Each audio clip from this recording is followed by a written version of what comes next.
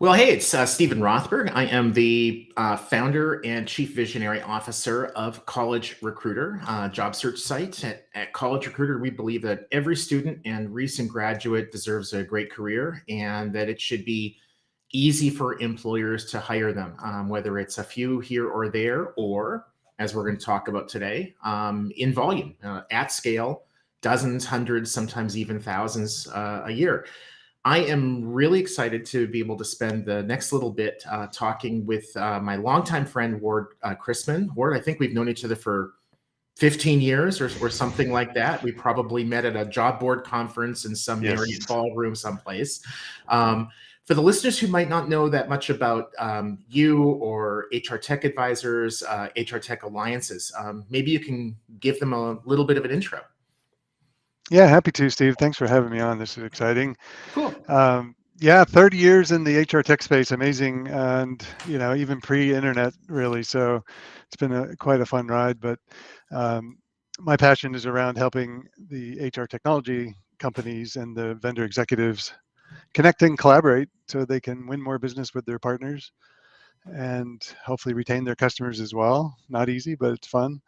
And that's what we do. HR Tech Alliances is a community platform that is leveraged both for events as well as research to find the right partners so your common customers get what they deserve.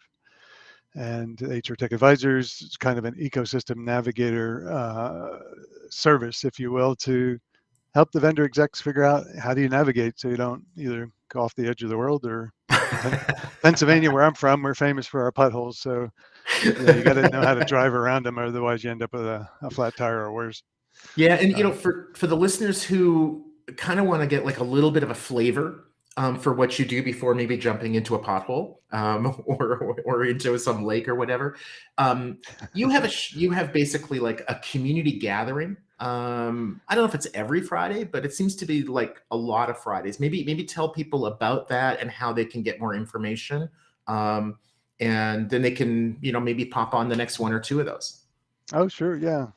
Every Friday we have a open, free to attend. We call it a town hall. And each week we send out a town crier, which has a curated list of news about the HR technology industry, whether it be new investments, new products, uh, events, and things like that, where the community connect. And then we also collaborate with some of the existing conferences to help bring the vendor community together, again, to connect and collaborate, become partners, or to improve the partnerships they already have. And it's all about that common customer, either making them happier or finding new ones.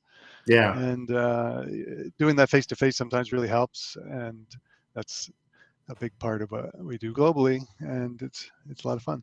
Cool. Awesome. And hopefully pays the bills. That because if you can have fun, pay the bills, leave the world a better place. What else is there? That's right. Couple of topics that I wanted to dive in with you in this interview. I'll just hit the first one first. Obviously, the people who are watching this have a particular interest in high volume hiring. I talk about that in terms of dozens, hundreds, thousands a year. Same position, maybe similar positions, customer service, sales. What sorts of HR tech tools, systems are you seeing that really stand out, that it's like, wow, that is awesome, or whew, I think we should stay away from that? Yeah, wow, that's interesting.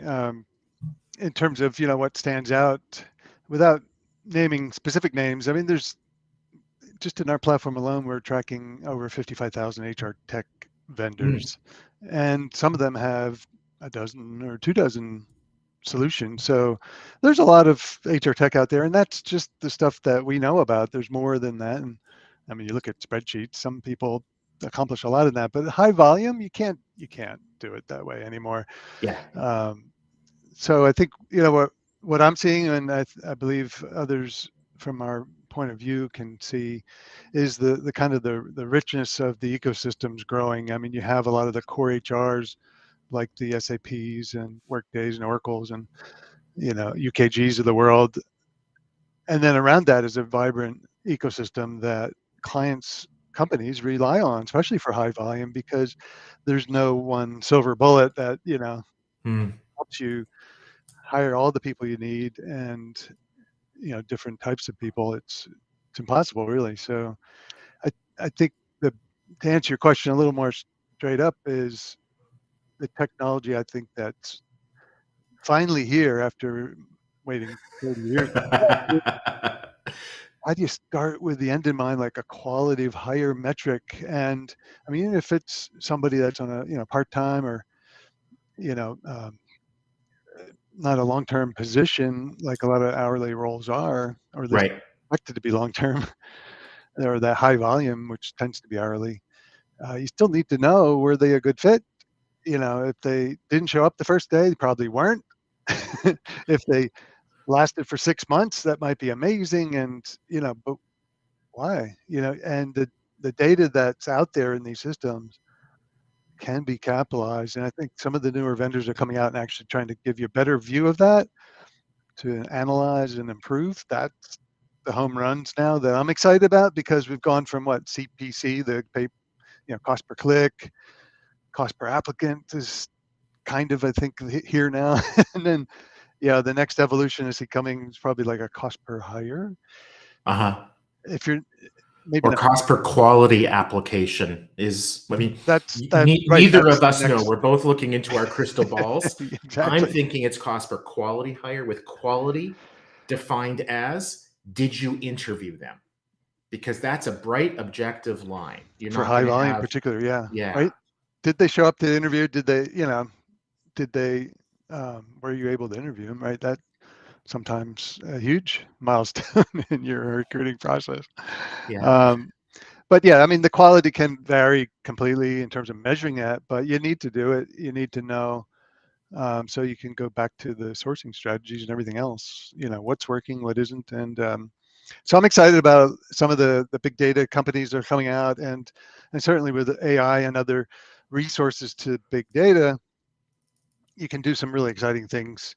And I would start with the end in mind. Again, what do you want? You want a good quality hire that sticks around, does a good job, and can help keep your customers happy, and being So, leveraging good technology so to would it be know if you've fair to got there. say that one of the tools that these, especially these high volume employers, should have in their tech stack would be like an assessment? Um, you know, Candidate comes, applies or starts to apply. You assess their fit, their skills, etc. In a modern scientific way.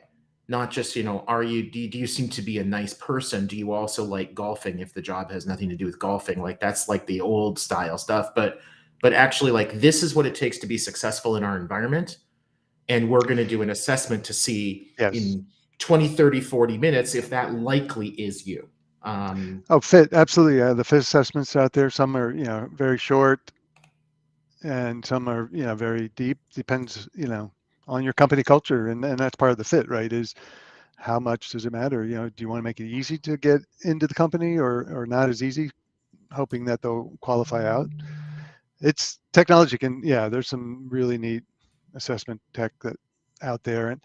And from our view, it's part of it is, do they fit into your ecosystem of tech? Again, if you have this great new shiny object, and you know maybe a division of your company ends up buying it to try it or pilot it, that's a great way to start. But if the other parts of the company don't even know that's happening, you may have a lot of this going on out there. And then how do you bring it together with the rest of your tech stack so that you can do things like good candidate experience as they apply, get through the assessment, and then once they're on board, smooth onboarding, all that stuff. The systems need to talk together, or work Yeah. together and talk to each other, so that there's a good experience for that person, and hopefully again they'll stay long past that Yeah. first day. So speaking, I'm going to do like an awkward pivot. Speaking of talking to each other. So, you know, the listeners of this podcast, I think, are likely to be talent acquisition professionals, senior vice president, senior vice president, talent acquisition, talent marketing specialists, folks like that, especially those who are looking to get into high volume. Maybe their place of employment has been hiring 5 to 10 a year, and this year they're going to hire 50, 100, 200, something along those lines. Maybe they were in a lower volume role, they've moved into a higher volume role, and they're upskilling. But regardless, one of the things that you and I talked about just before jumping on was communicating or talking with the C-suite, the vice presidents, the directors. And I think that you feel like that is something that should be done, that those who are selecting these tools should be communicating what tools they're using and why. Maybe you can tell the listeners, am I right? Do you think that's a good idea? And if so, why? Well, completely, you're right, as always, Stephen. But I was ripping words off from you. That wasn't my opinion. No, well, I listen and hopefully I learn. Yeah, well, and about a year ago, I did a behind the doors closed presentation for a group out of New York called the Conference Board, and they bring together TA leaders from all very large companies. And I said, I'll do it, but I want to know who the audience is and what are they doing or not doing with their companies. And without obviously naming names, it was not surprising, but also disappointing at the same time that these large companies that everybody admires and say, boy, we want to be like them. It's hard to have your ducks in a row. And to your point, if you haven't been in that environment, you're pulled into it now as a TA leader, or maybe you're lucky enough to be in a metrics or analytics role. Are the other people, do you know what systems you have? Do they, not only the people at the company, which, in terms of your question is, do they know what is out there? Because it may not be used, company-wide, or maybe there's a pilot going on, as I mentioned earlier. It's amazing. The larger the companies are and the more spread out they are, there tends to be factions, oh, we want this recruiting system, or we want this assessment, and all of a sudden you have too much to bring it together and understand what is your cost for hiring or your quality of hire, things like that. So it really, having that internal communication amongst your C-suite and right down to the hiring managers is, I believe, critical. Not only what do you have already? I mean, all the years I've been doing this, it's so amazing how some of the division heads or TA leaders, we got to fix this problem. We're going to go use this system. It looks perfect. They get it, and nobody else knows about it. And then somebody else does something similar. It's before you have chaos. And so having that kind of central view and then sharing it internally on a regular basis. I mean, what we found out from these large companies, about half of these Fortune 500 had a list of their tech stack. I mean, not just TA tech, but other, HR tech stuff. They had a list that was maintained, and then about half of those didn't even circulate it internally. And then very few of them, even the vendors on that list, don't even know they're in the same recipe together. So if you're making a soup and you want it to be delicious for everybody, you need to know what's in there. And that's what's going on. I think there's a huge opportunity to and a responsibility for the vendors in particular, because employers struggle. How do they get their vendors to play nice in the sandbox? Yeah. And it's not easy, but that's part of our mission, is to help bring together the vendors so they communicate and hopefully collaborate, and then discuss what are the common problems we have. And high volume hiring is full of them, right? So bring the group together and sort it out. Awesome. Well, Ward, thank you so much. This has been great. For people who want to reach Ward, linkedin.com/in/Ward Christman. Cheers, my friend. All right. Thanks, Stephen. Enjoyed it.